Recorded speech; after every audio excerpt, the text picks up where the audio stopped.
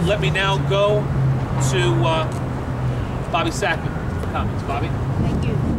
I'm Bobby Sackman, Director of Public Policy with the Council of Senior Centers and Services. We are the umbrella group in New York City representing senior centers and other community-based services for the elderly. First, I would like to thank Comptroller Bill Thompson for holding this press conference.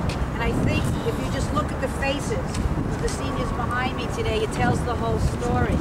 The mayor wants to do a one-size-fits-all. One-size-fits-all for meals if you're homebound, one-size-fits-all for meals in senior centers or programs. Is this a city of one-size-fits-all? I don't think so. And this is our concern. Seniors will lose access. They can walk to their senior centers now. They're close by, or they fit the cultural group that they're comfortable with. Well, that could end. Seniors in the Bronx now, in the Meals on Wheels program, they all get the same meal. It's either hot or frozen, but it's the same. Could you imagine all of the Bronx eating meatloaf in the same day? If you're Latino, if you're Asian, if you're African American, I don't think so. The other thing we're concerned about is there's no new money being put into any of this restructuring. In fact, there are budget cuts.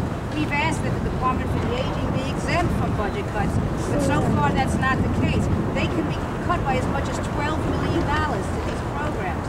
And then another $12 million happens to be the same number of money that City Council has put in for core services, for more money for meals, to operate vans for seniors, to pay rent at senior centers.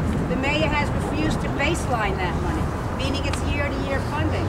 So if these agencies go to RFP now, if they go up to bid on a contract, they don't have this money in it. It means they have 35 cents less a meal to bid with. They have $7,800 less a van to pay for fuel insurance to bid with. And they may not even have enough rent money to bid with. There's no sense to any of this.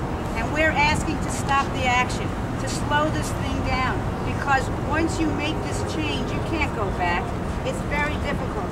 The administration will say that there was a planning process, that they called in community groups. We were one of those community groups over the last year. And I can tell you that you sit in these meetings, you make recommendations, and not only is nothing listened to, but then they come out with proposals that didn't even get discussed in the meeting. For example, now they want to, quote, regionalize senior centers, but they won't even tell us what that means. But we think we know what that means. They will give some lump sum of money to something that's defined as a region, and then they're going to tell everybody, you go compete with each other. So the small or the medium size may not do as well as the large size. And how can you control that you're really going to be serving ethnic groups? So this is very serious. And I just want to add one more thing. Why we can't do one transition of a service after another. The city is now going through a transition with case management. Case management contracts are for frail homebound elderly. They went from 32 contracts around the city to 23, and they built large regions. This is the same ideology, large regions, large regions, large regions.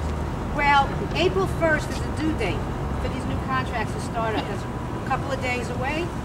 The agencies don't even have the names of the clients yet that they're supposed to be serving. They don't have, there's been no discussion with home delivered meal providers who will provide the meals to these homebound elderly. The computer system was shut down 6 weeks ago. Agencies have no access to data. The city had almost a year to figure out what clients are in what regions, and they haven't figured it out yet. So let's bring this back to the human being. Would you want to be a senior? Would you want to be the adult child, a caregiver, which I'm sure hits home for a lot of people, dependent, that the Department for the Aging is going to get their act together to transition these services so frail elderly or other seniors don't fall through the cracks?